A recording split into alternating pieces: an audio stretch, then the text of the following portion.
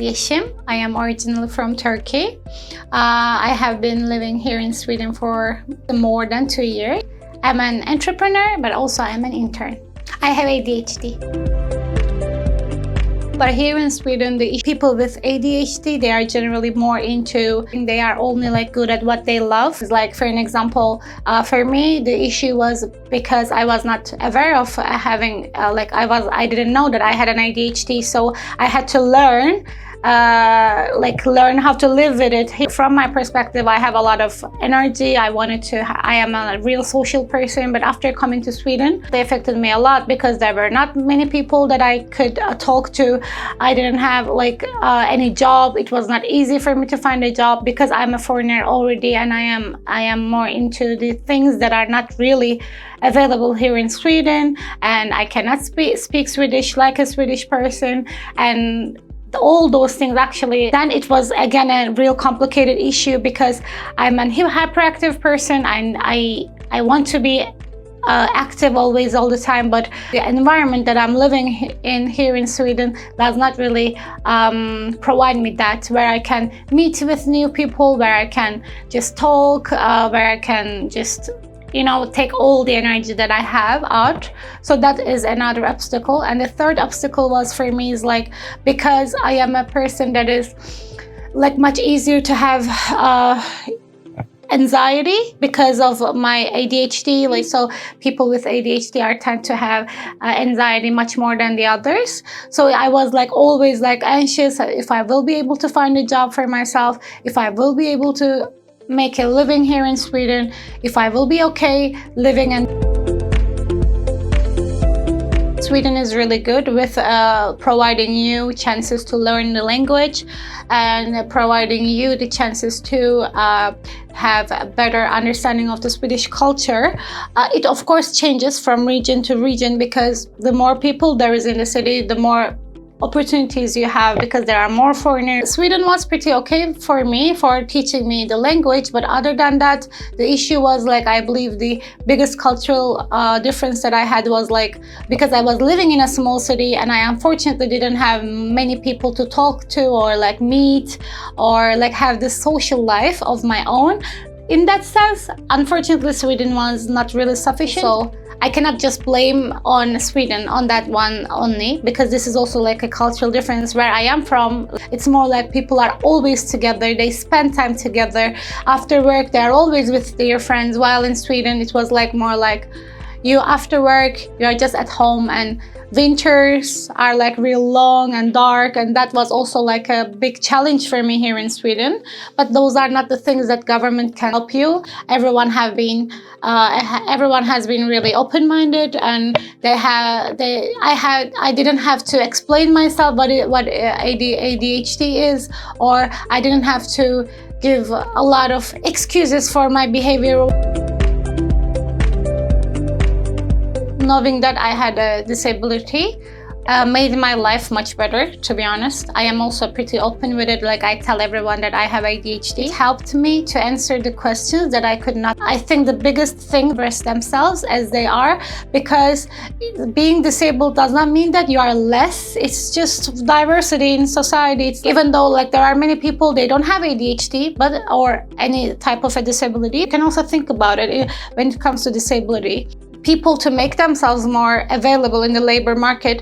Once you embrace yourself, you get to see downsides and the good sides of this disability. From my perspective, my ADHD enlightened me to be a better person because I realized because ADHD is also giving you a lot of power in several senses. So that would be the first thing that people must do is embrace yourself, accept yourself the way you are. It doesn't make you less good, less beautiful or whatever. It's just you are different than the others. For employers, it's more I believe we really have to be open-minded. Like I said, it doesn't make us less better. It's just we are the way our brain works is different. Because with this kind of disability, it's really hard to make people understand is because it's not something that people can see. If they see that you are missing a leg or understand that you have issues with walking, but when it is something inside of your brain and they don't sometimes really cannot see that you have it's harder than the others. So in that case, that's why I believe like employers at least can have like a basic information. What is ADHD? What is dyslexia? What is autism?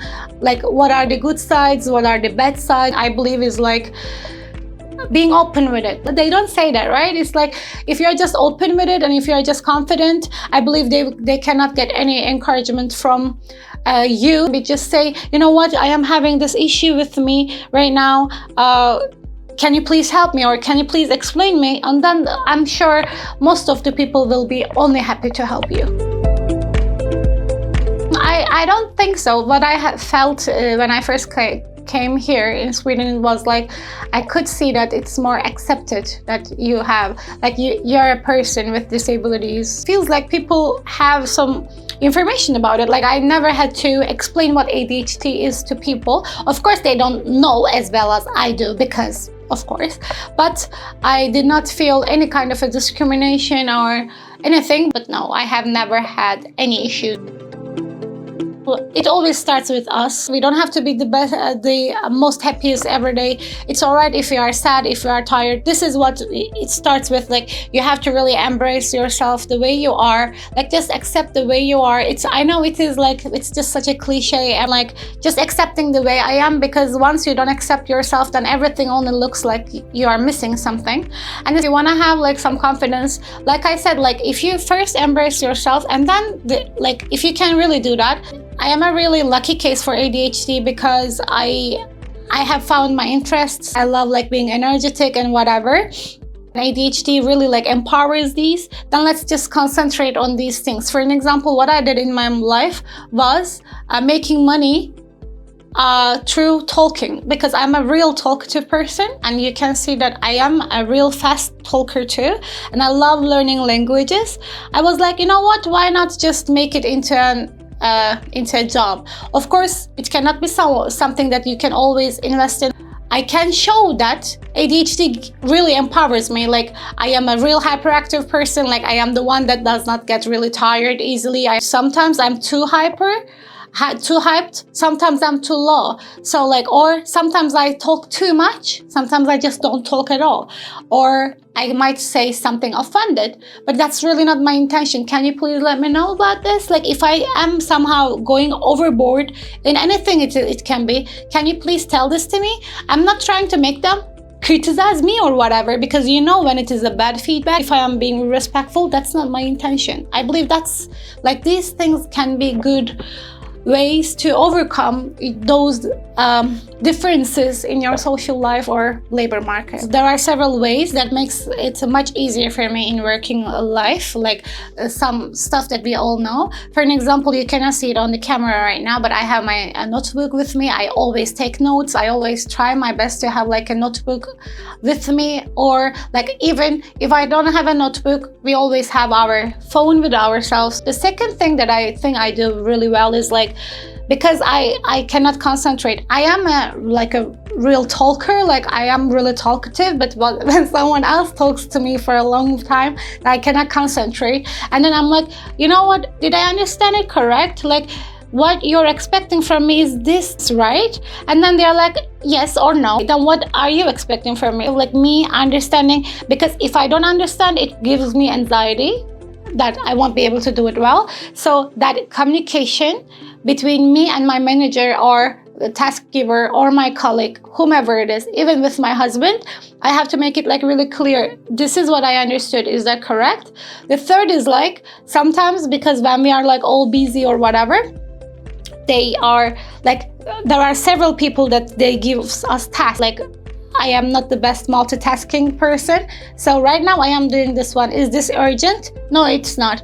Then can I come to you after I'm done with this one? They're like, of course. If it's urgent, then I need to go to the other person. I'm like, now I am working on the task that you gave to me. Is that urgent? Generally, one is more urgent. So they're like, okay, do the urgent one. So like I said, because it is much easier for me because I'm pretty open, but it is like these people can see that my intention is doing a good job. When they see that I am struggling with this and I am already trying to do a good job, if they can help me with making it into steps, because sometimes it's also really hard, like when it comes to like negative stuff, negative sides of being in Sweden with ADHD. From my perspective, I'm sure everyone's experience is different. Here in Sweden, the process takes so long. For talking with a psychologist, the language barrier is different. Of course, I can speak in English, but it is not something that you just want to do it like a superficial way, that the person understands you. And